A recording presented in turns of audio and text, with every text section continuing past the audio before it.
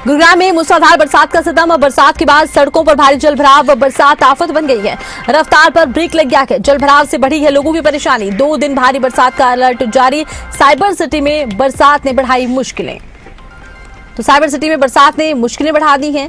और बरसात के सीजन में देखिए साइबर सिटी में हर मॉनसून में यही तस्वीर सामने आती है, सड़कें झीलों में तब्दील हो जाती हैं। और ज्यादा जानकारी के लिए रुक करेंगे खबरें अभी तक के गुरुग्राम से संवाददाता करण जयसिंह का। करण, मानसून के आगमन के साथ ही समस्याएं खड़ी हो गई हैं, फिलहाल क्या हालात हैं गुरुग्राम के? क्या एक बार फिर जलग्राम की तस्वीर सामने आ रही है?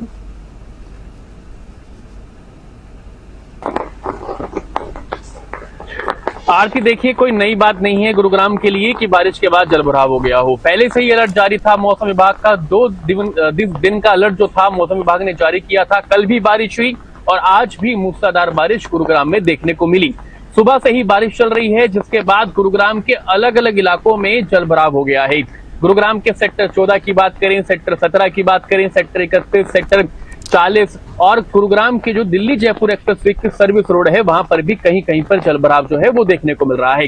अब सवाल ये नहीं है कि गुरुग्राम में जलभराव क्यों हुआ है, क्योंकि ये सवाल हर बार उठता हुआ आया है।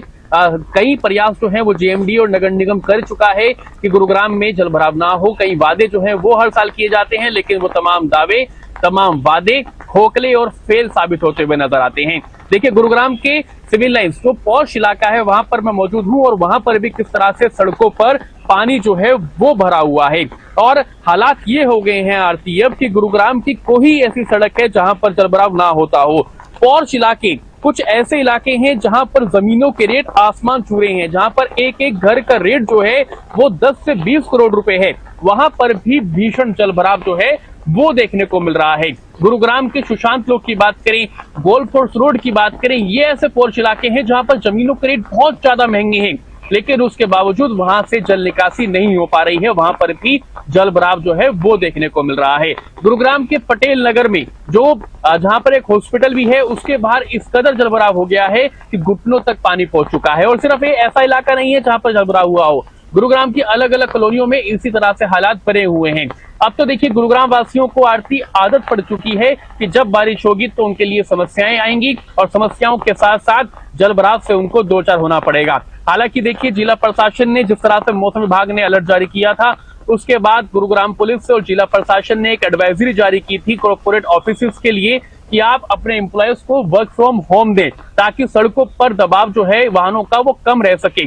और वही एक जो वजह है वो निकल के आई है कि जो सड़कें हैं वहां पर कम से कम ट्रैफिक जाम नहीं लगा है, हाईवे पर ट्रैफिक जाम नहीं लगा है। क्योंकि हम हर बार देखते हैं जब बारिश होती है तो दिल्ली जयपुर एक्सप्रेसवे हो या गुरुग्राम की अंदरूनी सड़कें हो, वहां पर ट्रैफिक जाम की समस्या जो है वो देखने को मिलती थी। लेकिन इस बार कल और आज की अगर बात करें तो उस तरह से ट्रैफिक जाम की तस्वीर जो है वो सामने नहीं आई है। उसमें कहीं ना कहीं लोगों को राहत जरूर मिली है, लेकिन जलभराव से लोगों को बिल्कुल राहत नहीं है। जलभराव उसी तरह से बना हुआ है जिस तरह से हर बार हुआ करता था और लोगों की परेशानियां जो है वो बढ़ती हुई नजर आ रही है आरती। बिल्कुल, तो लोगों की परेशानियां बढ़ती हुई नजर आ रही हैं।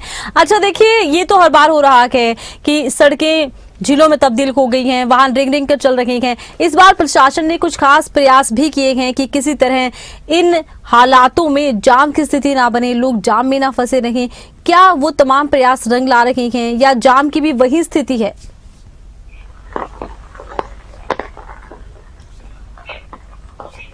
देखिए आरती, जाम जो है वो नहीं लगा है इस बार। दिल्ली जयपुर एक्सप्रेसवे की बात करें या अलग अलग सेक्टर्स की बात करें, जाम की तस्वीर निकल कर सामने नहीं आई है। उसके लिए ट्रैफिक पुलिस ने खासा इंतजाम किए थे, अलग अलग टीमों का गठन किया गया था। खुद कल डीसीपी ट्रैफिक ने बताया कि हमने 3 टीमों का गठन किया है।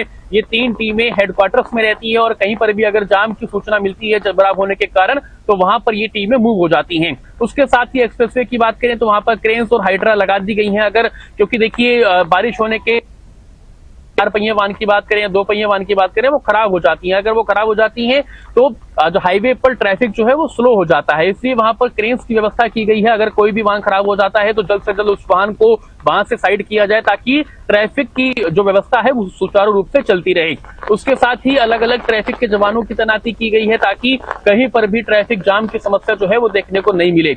लेकिन आरती, एक बात मैं और बताना चाहता हूं, कल शाम को एक लिस्ट आई, उसमें नगर निगम कमिश्नर का ट्रांसफर कर दिया गया। अब ये ट्रांसफर जो है ये भी कई सवाल खड़े कर रहा है, क्योंकि माना यह जा रहा है कि जिस तरह से शहर में जलभराव हो रहा है लगातार और नगर निगम कमिश्नर पर उसकी जिम्मेदारी थी, नगर निगम कमिश्नर ये दावा भी कर रहे थे कि हमने इंतजाम कर लिए हैं, लेकिन उनका ट्रांसफर कर दिया गया। क्या एक सरकार ने एक गाज जो है वो गिरने का काम किया है उनके ऊपर, क्या उन पर कार्रवाई की गई है, उनका ट्रांसफर यहां से कर दिया गया है और अभी तक कोई नगर निगम कमिश्नर जो है गुरुग्राम के लिए फिलहाल नियुक्त नहीं किया गया है। जो नगर निगम कमिश्नर प्रदीप दहिया थे उनका कल ट्रांसफर हो गया है, अब उनको रोहतक का डीसी बनाया गया है, लेकिन अभी गुरुग्राम में नगर निगम कमिश्नर की तैनाती जो है वो नहीं की गई है। तो सरकार जो है वो सख्त रवैया जरूर अपना रही है।